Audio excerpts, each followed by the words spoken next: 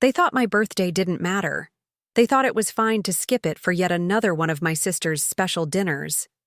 But the moment I saw the family group chat filled with pictures of them clinking glasses while I sat alone blowing out candles on a store-bought cake, something inside me snapped, and I swore I'd never let them treat me like an afterthought again, because what they didn't know was that I'd already started planning the one move that would change everything and make them realize just how badly they had underestimated me.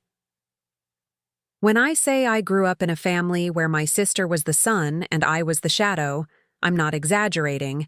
It was baked into every birthday, every holiday, every dinner table conversation. She was the golden girl, the one who could do no wrong, the one my parents bragged about endlessly to relatives, straight A's, piano recitals, internships abroad. And me? I was the one who should be grateful.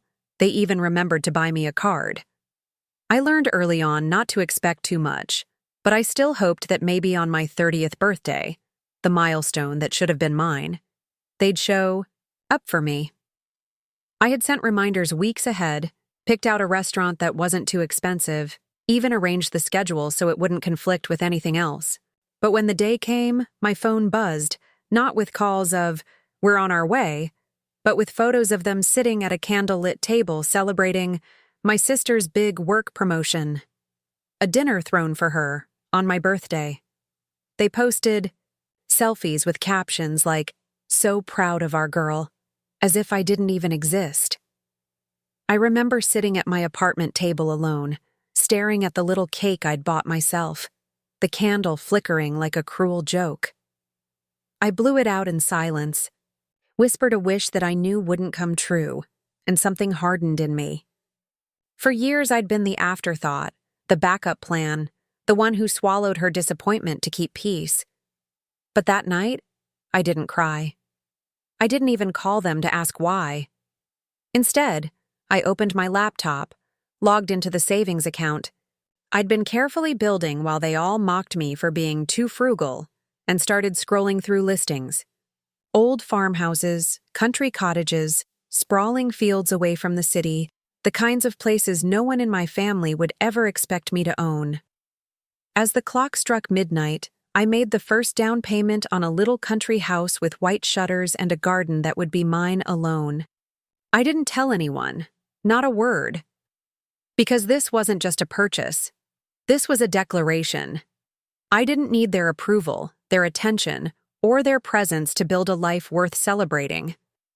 And when I posted the photos months later, of me holding the keys, smiling in front of the porch, captioned simply, "Finally home," the silence in the family chat was deafening.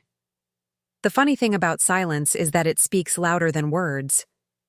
When I posted those pictures of my new country house, the ones where I stood proudly on the porch with the sun setting behind me, I didn't tag anyone. I didn't even add a flashy caption. Just, "Finally home." Within minutes, my friends from work were commenting with hearts and congratulations. Neighbors I barely knew were offering gardening tips. Even an old college friend messaged me saying how inspiring it was. But my family? Nothing. No, "Wow, congrats." No, "When can we come see it?" No acknowledgement at all. The group chat that had been buzzing just days earlier with talk of my sister's vacation plans suddenly went dead quiet, like they'd all collectively decided to pretend my accomplishment didn't exist. That's when I realized it wasn't just forgetfulness. It was a choice. They couldn't stand the idea of me having something they didn't control, something that didn't orbit around my sister. A week later, my mom finally called. Not to congratulate me, not to ask about the house, but to say, "You know, your sister feels hurt that you posted such a big purchase without telling her first. She thinks you're trying to overshadow her engagement announcement." Engagement? That was the first I'd heard of it. My own mother had kept it from me, and somehow I was the one being scolded.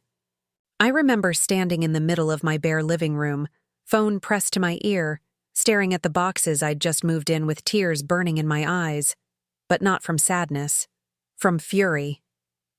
They had skipped my birthday, erased me from their narrative, and now they were mad because I didn't run my choices through them. I clenched my jaw and said, as calmly as I could, "This house has nothing to do with her. It's mine. I don't need anyone's permission to build a life." My mom sighed, like I was being dramatic, and hung up soon after. But the seed was planted. They weren't just indifferent. They were threatened. And that's when I knew I had struck a nerve. I unpacked slowly that night, setting out dishes, hanging curtains, planting myself in a space that belonged to me, alone. I thought about every time I'd been dismissed, overlooked, told to step aside for my sister. And I promised myself one thing: never again. From now on, every choice I made would be mine, every milestone celebrated on my terms, and if my family couldn't stomach that, it was their loss. Owning that house became more than just having a roof over my head. It was freedom, and every nail, every coat of paint, every flower I planted in the garden felt like reclaiming a piece of myself that had been denied all those years. My weekends were no longer spent waiting for calls that never came. They were spent hiking the trails behind my property, sipping coffee on the porch at sunrise, and fixing up the old kitchen with my own 2 hands. Friends visited, colleagues stopped by, and for the first time in my life, people saw me, not as someone's daughter or someone's sister, but as a woman who had built something on her own. And of course, that only made my family's silence louder. They still hadn't come to see the place, still hadn't said a word about it. And when I finally broke down and asked my dad directly why, his answer was chilling in its simplicity. "We don't want to encourage you to make impulsive choices." Impulsive. That's what they called years of careful saving, budgeting, and dreaming. Meanwhile, they'd happily co-signed loans for my sister's failed boutique, her designer wardrobes, her endless emergencies that somehow always required thousands of dollars. But my stability, my independence, that was dismissed as reckless. I hung up the phone that night with my hands shaking, not from hurt, but from clarity. They didn't want me to succeed because my success exposed their favoritism. They wanted me small, dependent, grateful for scraps, because that's where they had kept me my whole life. I walked outside, into the quiet of my garden under the eye, stars, and for the first time I said it out loud: I am done being the afterthought. It wasn't a dramatic scream. It wasn't a tearful breakdown. It was steady, certain, almost like a vow. From that moment, I stopped waiting for their approval. I poured my energy into the house, into hosting friends, into documenting my journey. Online, sharing before and after photos of renovations, little clips of me planting roses, repainting shutters, turning an abandoned farmhouse into a sanctuary. And the more I posted, the more attention I got.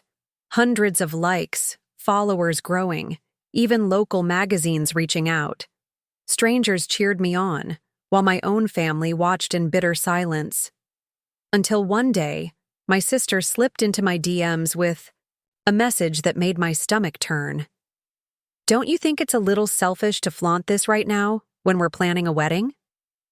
That's when I knew this wasn't just jealousy. It was war. Her message kept echoing in my head. Selfish, flaunting, wedding, as if my life had to shrink just to leave enough spotlight for hers. I stared at her words on the screen, and all I could think about were the birthdays spent alone, the milestones ignored, the endless sacrifices demanded of me in the name of family. I didn't reply right away. Instead, I scrolled back through years of texts, screenshots I'd saved without even realizing why. My parents reminding me to help out when my sister wanted a new car, the time they pressured me into co-signing. Her loan, the way every accomplishment of mine was brushed aside with, "Well, your sister has bigger plans." It was a pattern, one I had been conditioned to swallow, but this time it hit me differently. I wasn't the child they could guilt into silence anymore. I was a woman with property in my name, bills paid with my own money, friends who celebrated, me without condition. So when I finally typed my response, I kept it short.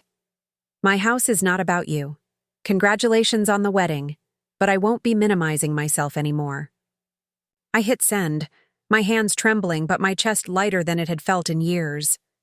The next morning, my phone buzzed with a flurry of family messages. My mom called me ungrateful. My dad said I was making things harder than they need to be. And my sister accused me of trying to ruin her big moment. But instead of caving, I took screenshots. Every manipulative line, every accusation, every attempt to shame me for daring to exist outside their orbit. I saved them all. Because deep down, I knew one day I'd need proof of the way they twisted the narrative. I didn't answer any of them. Instead, I put on my boots, walked out into the crisp country air, and started building a fence around my property. With every post I hammered into the ground, I felt the metaphor writing itself. Boundaries, finally standing tall, finally visible. And when I posted that picture, me in work clothes, dirt on my hands, smiling with the caption, "New boundaries." In every sense. The comments poured in again from friends and strangers alike. Pride, admiration, support. My family stayed silent, of course, but I didn't need their applause anymore. Because for the first time, my life was mine, and no amount of guilt-tripping could take it back. The weeks rolled by, and with each one, my house felt less like a project, and more like a declaration carved into the earth itself. I started hosting dinners, not the kind where everything had to be perfect or where someone else's achievements dictated the tone, but simple gatherings with laughter, mismatched plates, home-cooked meals, and people who actually wanted to be there. My friends would sit around the long wooden table in my kitchen, candles flickering, wine glasses raised, and say things like, "This place feels alive? It feels like you?" And I'd smile because for once I wasn't invisible in my own story. Meanwhile, my family kept trying to pull me back into theirs. They invited me to yet another celebration for my sister, this time a bridal shower scheduled. Of course, on the weekend I had already announced my housewarming.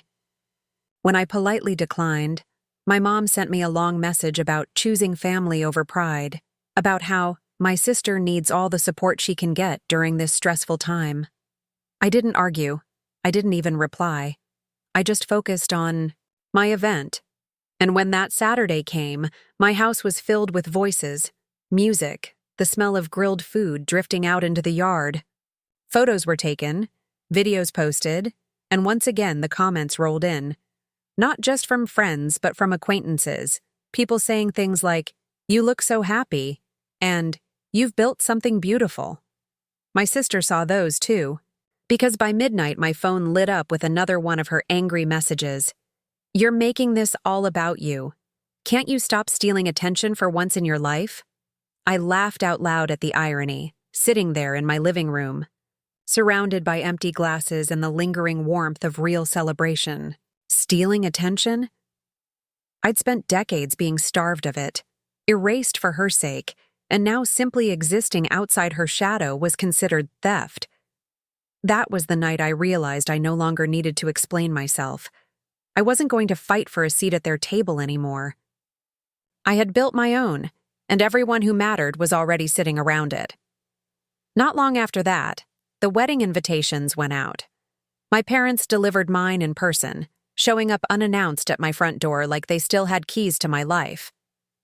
I stood there, half-painted nails and flour on my shirt from baking, as my mother handed me the thick white envelope with a forced smile. "We really hope you'll make the right decision," she said, as if attending was some sort of moral test. I opened it later at my kitchen table, the embossed letters spelling out a date that, of course, overlapped with the community fair I had already promised to host at my property. The fair wasn't just a party, it was something I'd been planning, with my neighbors for months, a way to bring people together with local food, crafts, music, and to show that this house was more than just four walls. It was a hub of life. Choosing between their wedding and my community wasn't even a question. I circled the date on my calendar and kept building my plans. Days before the wedding, my sister called, her voice sharp as glass. "You'd better not embarrass me," she snapped, as if my existence was already a threat. I don't want people asking why you're not in photos, why you're not supporting me. For a split second, the old me almost surfaced, the girl who used to cave at any sign of confrontation. But then I looked around at my walls covered with my own paint strokes, the garden blooming with flowers I planted, the photos pinned to my fridge of friends laughing here, and I felt steady. "I won't embarrass you," I said calmly, "because I won't be there." The silence on the other end was explosive, followed by her shrill, "You are destroying this family." I hung up, not in anger, but in peace. When the wedding day came, my phone buzzed with dozens of group photos from smiling relatives, all of them in matching colors, all of them tagging each other in endless posts about family forever. I didn't open them. Instead, I walked through my garden as neighbors arrived, carrying pies, playing guitars, setting up tables under the trees. By evening, my yard was alive with music, laughter, children running barefoot in the grass, and I stood there in the middle of it all, realizing that for the first time in my life, I wasn't on the outside looking in. I was exactly where I belonged. The fallout from skipping that wedding was volcanic. By the next morning, my phone was flooded with messages ranging from guilt-drenched paragraphs from my mom to outright venom from my sister. "You humiliated us in front of everyone," she wrote, followed by, "Do you know how many people asked why you weren't there? Do you realize how selfish you looked?" My dad chimed in too with a clipped, "You've really disappointed this family." I sat on my porch, sipping coffee as the sun rose over the hills, scrolling through, their words with a strange calm. They didn't realize I had already braced myself for this storm. Because I knew the truth. They weren't angry about my absence. They were angry about my independence. They couldn't parade me around as the dutiful sister, the quiet background character in my sister's big production, so they decided to rewrite the script, make me the villain instead. But what they hadn't counted on was that I no longer needed their version of the story. The community fair had been a success. Neighbors still dropped off leftover jars of honey and handmade quilts as thank you gifts. Friends posted pictures of the bonfire we lit that night, tagging me in captions like, "Best host ever." Even local news had shared a clip from the fair, calling it a heartwarming example of community spirit. And my family? They couldn't stand that while their wedding was just another lavish event, my little fair had made strangers feel connected, seen, celebrated. A week later, I posted a photo of me holding one of the quilts gifted by a neighbor, with the caption, "Grateful for the family I've found." That line hit like a grenade. My sister immediately messaged me, accusing me of being cruel and trying to replace them. My mom called in tears, begging me to delete it, saying it made them look bad. But I didn't delete a thing. Because that caption wasn't about them. It was about me finally recognizing that family isn't always the people who share your blood. Sometimes it's the people who show up for you, who clap when you succeed, who bring you soup when you're sick and laugh with you around a fire. And if my parents couldn't understand that, if my sister couldn't stand it, then maybe the truth was simpler than I'd ever dared admit. I wasn't the one who abandoned family. They abandoned me a long time ago. The weeks after the wedding became a tug-of-war I refused to play. My family kept trying to drag me back into their orbit with guilt, manipulation, and veiled threats. But the harder they pulled, the more I realized just how free I finally was. One night, my mom left me a voicemail that summed it up perfectly. "If you don't fix things with your sister, you'll regret it when we're gone." I replayed it once, twice, then deleted it without saving. That message wasn't love. It was leverage, and I'd lived under that weight long enough. Instead, I poured myself deeper into my house and the community I was building around it. Every weekend became a small celebration. Movie nights projected on the barn wall, potlucks where everyone brought a dish, neighbors helping each other mend fences or harvest gardens. And every time I posted pictures of those moments online, The likes and comments grew. People saying things like, "This is what life is supposed to be," or, "You've created something beautiful." Meanwhile, my family's silence festered into bitterness. My sister finally broke it with a long, furious email accusing me of publicly shaming them, saying I had no right to make our private issues into a spectacle. The irony was thick, considering she'd broadcast every promotion, every vacation, every expensive dinner to the world for years while my milestones were treated like inconveniences. I didn't reply. I didn't need to. The truth was plain, for anyone willing to see it.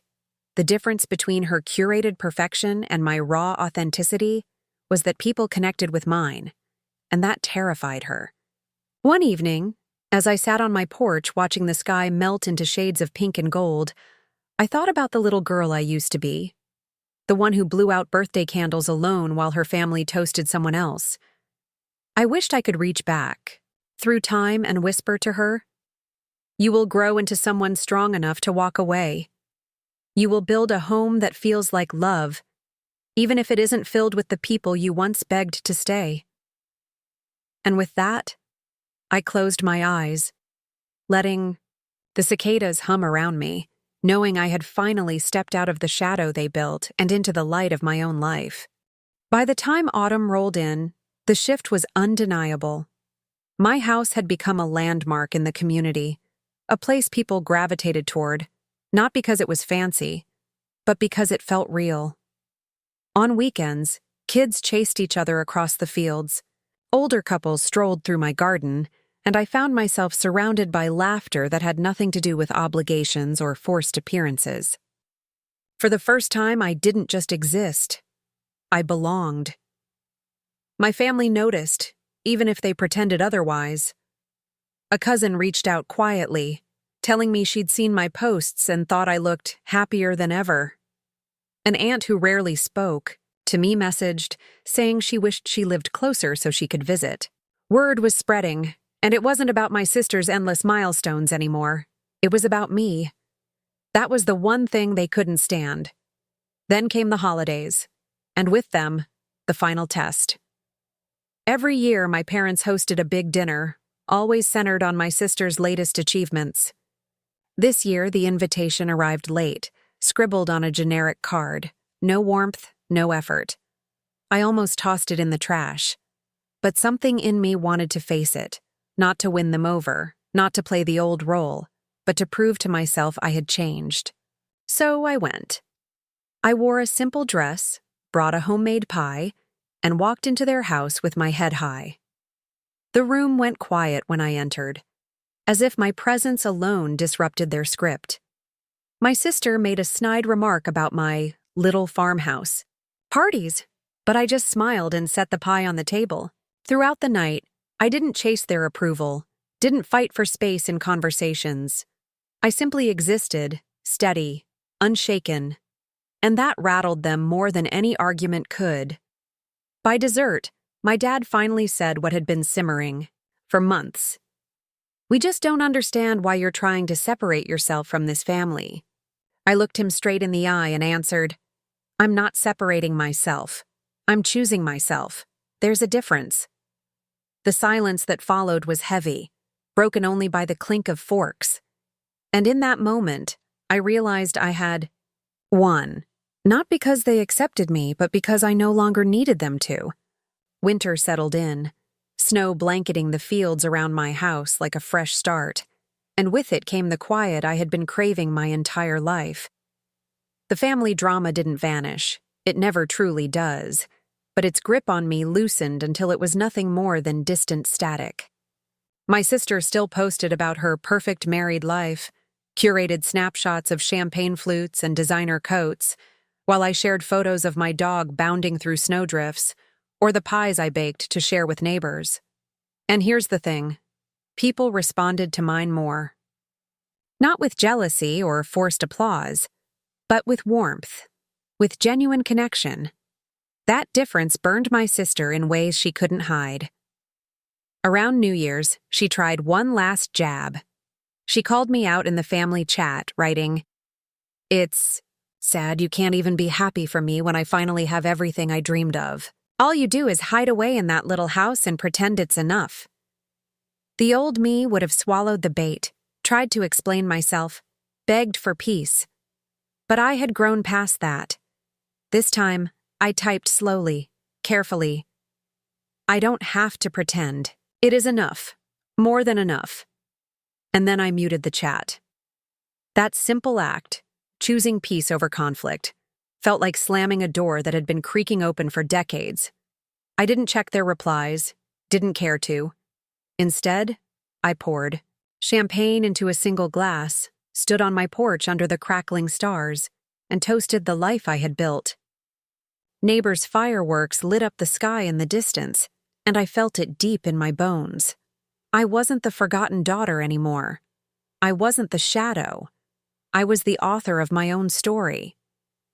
And while my family was still spinning in the same cycle of favoritism and bitterness, I had stepped off the carousel. For the first time, the new year felt like mine, untethered, unclaimed, unapologetically mine. Spring came early that year, the kind where the air smells like earth and possibility, and as my garden began to bloom, so did I. The renovations on the house were nearly done. Fresh paint, sturdy fences, a porch swing where I'd sit with coffee every morning, and every detail felt like a monument to the life I had built with my own two hands. Invitations from my family grew fewer, their messages shorter, more transactional, like they didn't know how to talk to me anymore without leaning on guilt. And I didn't mind. I didn't miss the noise, the constant tug of war for scraps of attention. Instead, I filled my days with the rhythm of real connection. A neighbor taught me how to can vegetables. Another dropped off chicks that grew into hens pecking happily in the yard. Friends drove out from the city just to breathe in the quiet, sitting with me under string lights as the evenings stretched longer. The contrast between this peace and the chaos of my family was so sharp it was almost laughable. One afternoon, out of nowhere, my dad called. His voice was careful, almost rehearsed. "Your mom and I were talking. We thought maybe you could host the next family gathering at your house. It might be good for everyone." For a moment, I almost choked on the irony. The same people who had ignored, dismissed, and belittled my home were now asking to use it as their stage. I let the silence hang long enough for him to shift uncomfortably, then said, "This house isn't a backdrop for anyone's performance. It's my home, and I'll decide who gets to be here." His sharp inhale told me everything. They weren't asking out of love, they were asking out of need. Because even they could see the truth now. My sister's spotlight was dimming, and mine was rising in a way they couldn't control. I ended the call politely but firmly, and as I set the phone down, I felt no guilt, only relief. It was the clearest proof yet that I had made the right choice. I hadn't just walked away from their favoritism. I had built a life so solid they couldn't ignore it, even when they tried. By summer, my country house had become the beating heart of something bigger than me. We held barbecues that stretched late into the night, neighbors dancing barefoot in the grass, local musicians strumming guitars on my porch, kids chasing fireflies with mason jars. People came not because they had to, not because it was expected, but because they wanted to. And every time I stood in the middle of it all, I thought back to the birthdays I had spent alone, watching my family toast someone else, and I realized I hadn't just escaped their shadow, I had built a whole new world outside of it. My family knew it too, though they'd never admit it. Their comments grew sharper, more desperate. My sister posted a long rant about people who pretend to be happy online when they're really bitter and lonely, clearly aimed at me. My mother called to say I was losing touch with what matters. My father accused me of being selfish for not showing up to every family event like some unpaid extra in their theater.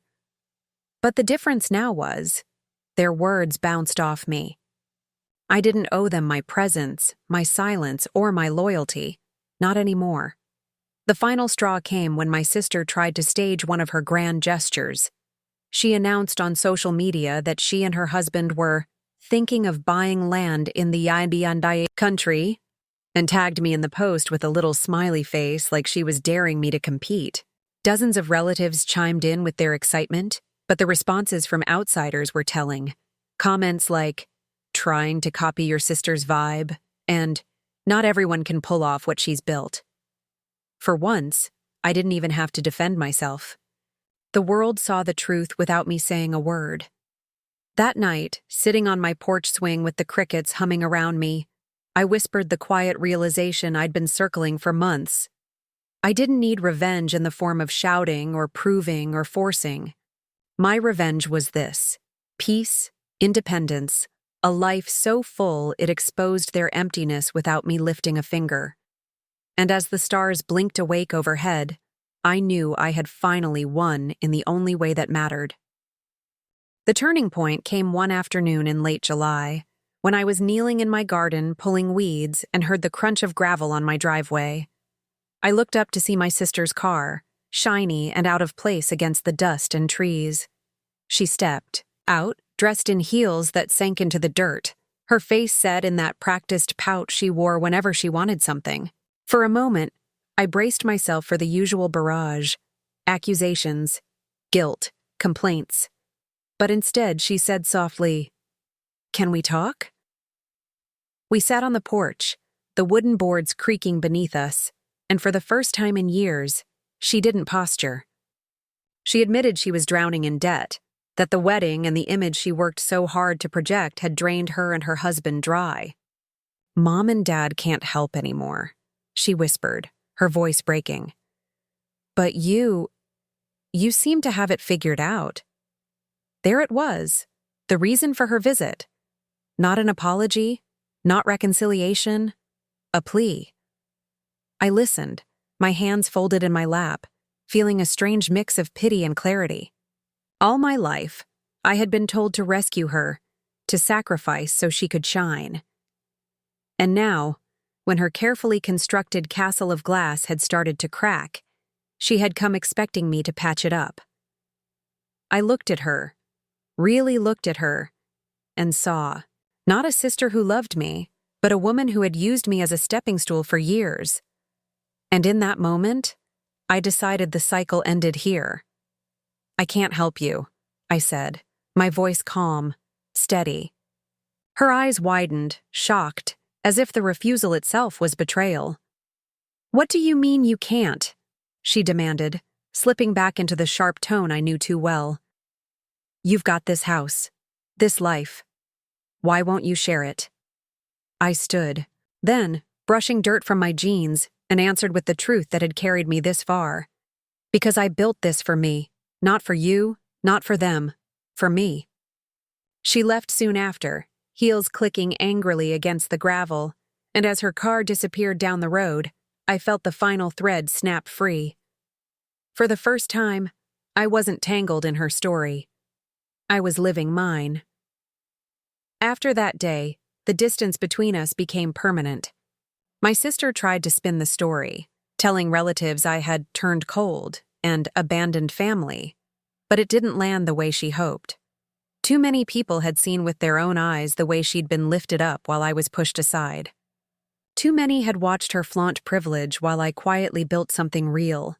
The more she tried to paint me as cruel, the more obvious it became that she was unraveling.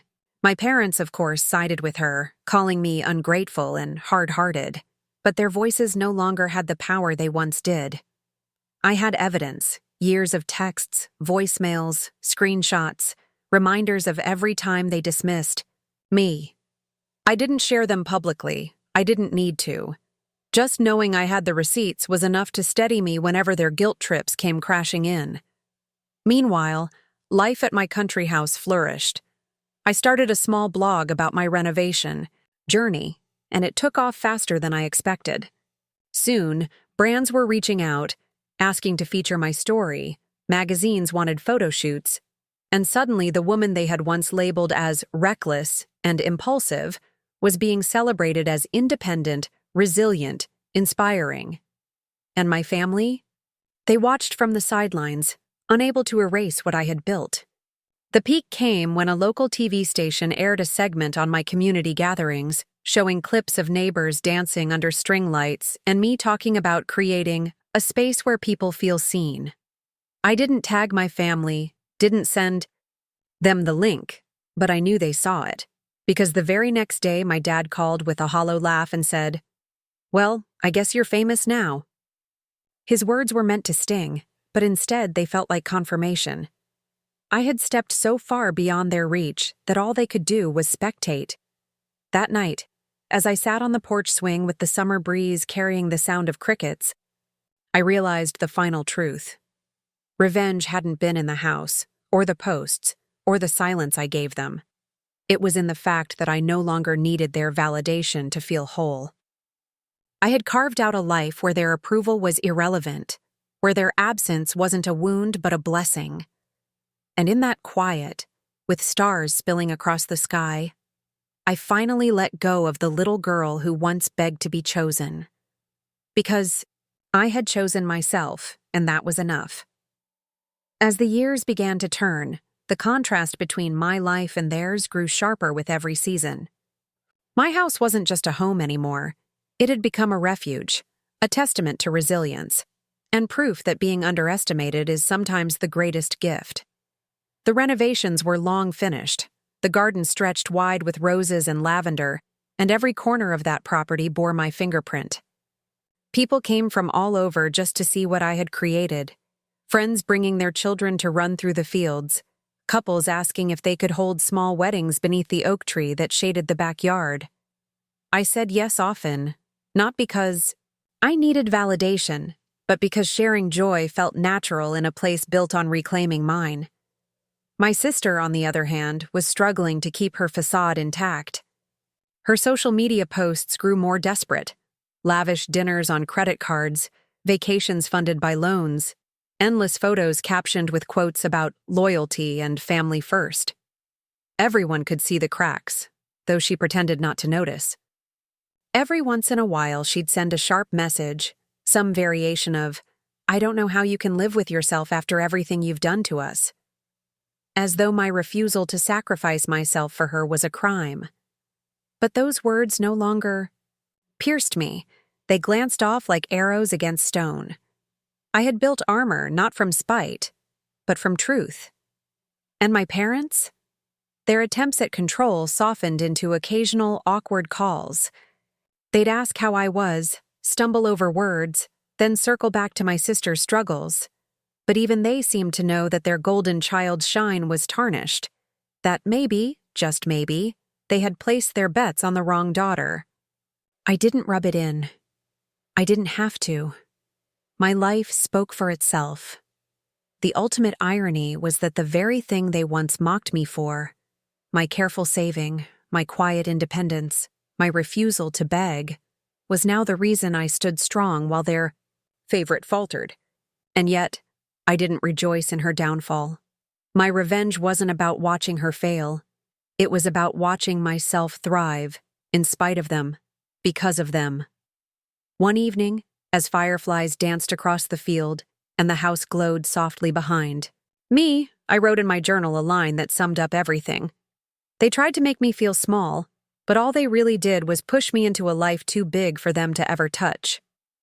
And as I closed the book, listening to the hum of summer around me, I knew the story had nearly reached its end. Not with a dramatic explosion, but with the quiet, steady triumph of a woman who had finally chosen herself and would never again settle for less. The final reckoning came quietly, almost anticlimactic, and yet it carried the weight of everything I had endured. It was late autumn, leaves drifting across the fields in shades of gold and rust, when an envelope arrived in my mailbox. Inside was a handwritten letter from my mother. Her words were halting, uneven, the handwriting less sharp than I remembered. "We don't know how to reach you anymore. Your sister is struggling, we're all struggling, and it feels like you've shut us out. I don't understand who you've become." I read it 3 times before setting it down. Not once did she apologize for the years they ignored me. Not once did she acknowledge the birthdays missed, the silences after my milestones, the endless sacrifices demanded. The letter wasn't about reconciliation. It was about pulling me back into the role they needed me to play. And for the first time, I didn't feel anger or longing. I felt nothing but clarity. I folded the paper, slid it back into the envelope, and placed it in a drawer. No response, no explanation. Silence was my answer, and it was louder than anything I could have written. Life moved on. My community flourished. The blog turned into a book deal, the book into speaking invitations.